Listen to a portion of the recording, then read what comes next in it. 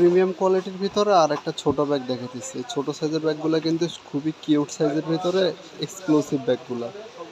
তো ঈদের আগে অনেকে চাইছেন, সবারই দিতে পারি না, ঈদের পরে আবার রিস্টক হয়েছে, হিউজ কালেকশন আছে। যার যেটা লাগবে স্ক্রিনে দেওয়া নাম্বারে আমাদের সাথে দ্রুত যোগাযোগ করুন।